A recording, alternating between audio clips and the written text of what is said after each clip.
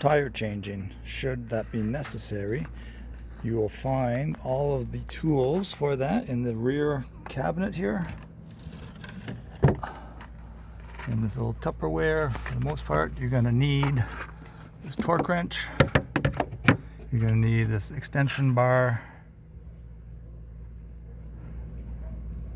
with a 1 1/8 socket on the end. It'll be on that way. You will need this smaller 13/16 socket. You'll probably need this breaker bar with the extension tube on it.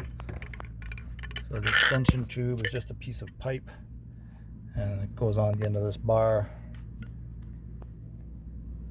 like that, in case you need a longer handle, bigger leverage.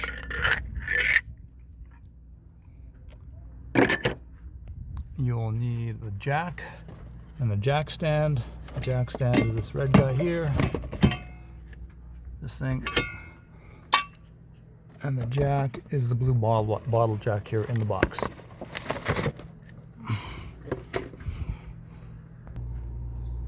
Okay, the steps to remove the hubcap. These are just basically a hubcap. So next to the tire gauge, or this little TPMS sensor, is a nut or a lug, and opposite that one, all the way across next to the other one, is the other one that you need to set. There's only two that hold this hubcap on. So you're going to take your long extension, put it on there, and crank it.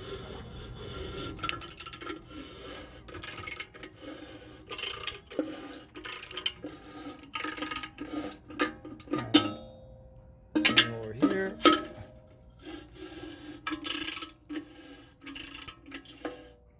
And I'll finish taking this off without videotaping it. So I've finished loosening them up most of the way. Finish taking them off.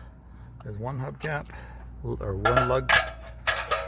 Second lug comes off, and then you can just take this whole piece off. Usually, there we go. So make sure that you keep these pieces together so they don't get lost. And the hubcap. And now here we have the actual tire. So for this, you actually need to change down to the smaller 13/16 socket that fits directly on there. So these lugs are on here really tight, almost 200 foot-pounds of torque is on these guys. So this is where you're going to need this breaker bar. And because there's no way to be able to get the socket in there, we're going to use this jack stand to extend our reach. I'll pause it again. The breaker bar has a reducer. The breaker bar itself has a 1/2 inch drive, and this socket is only a 3/8 inch drive, so we need to take this. Actually, this is a 1/2 inch drive on this guy, I believe. Am I wrong on that? Yeah, so you're going to just plug this smaller socket, 13/16, onto the breaker bar, push it till it clicks. Oh, actually, we're going to need the extender bar in between those two.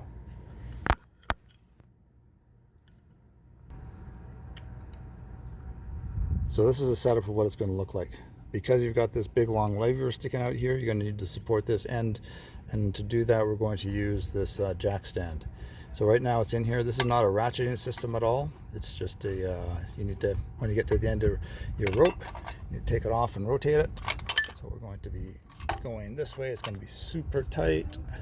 So initially we're going to just come over here, and then we're going to push down on here with enough force to hopefully loosen up that lug. If you're not getting enough force, you can put this on the end, and then you get a longer lever and push on out here. So all the metal you'll see is going to be kind of bending and flexing as you move your way. So you're just going to loosen up each one of these things enough so that not take your wheel off directly, because we haven't jacked the vehicle up. So just loosen them all up enough so that you'll be able to take them off without needing this breaker bar. When you move on to the next one, next highest one, you're going to take that off of there for now. So you'll go to the next one for to illustrate the example. So you'll see that this is not high enough now, so you actually raise that up, and you can actually use some of those yellow leveling blocks that go underneath here if you need extra height. In this particular case, is not quite high enough, even though we're at the highest level. So we'd put a leveling block under here or two, and then adjust this so that it's supported at the outer end. And as you go away, you work your way around.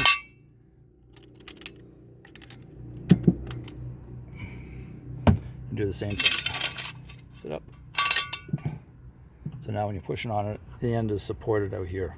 So go around and loosen them all up. Once they're loosened, then you're going to install the jack. The jack placement points are in the book that is above the driver's seat underneath the curtain. That's folded up in a little black Ford container. And page 270, it's actually highlighted, or it's marked with another piece of cardboard that's in there. And it will show you the exact points of where you need to put the jack. On the rear wheel, it's on the actual axle. And on the front wheel, it's behind the subframe. And those points are indicated in the manual.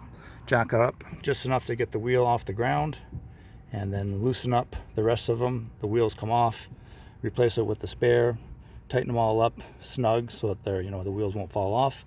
Lower the jack, and then you get your torque wrench out, and you set the torque to be, this says, where's the other side? Foot-pounds. So it goes to 150. We actually need to go to like 147 foot-pounds on here. There's two sides to this. One is foot-pounds, and the other side is kilogram meters. And if you haven't used a torque wrench before, this handle here rotates and goes up and down. So when you see the zero, I'll give you an example. If I want to set this to be 147 foot-pounds, I'm going to show you what that looks like. Bear with me. You may need to loosen up this bottom black knurled nut.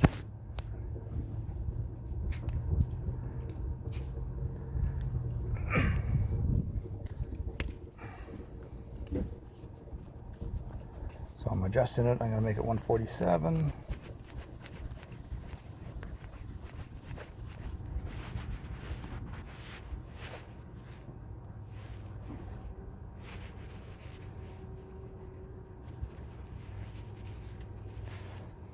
Okay, so right here you'll see, might not be able to see underneath that, but it's 140.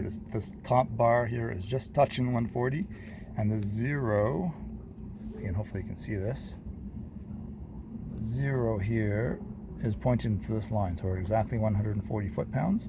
So if I rotate this up by 7 points, sorry, I need two hands to do this. 2, 3, 4, 5, 6, 7.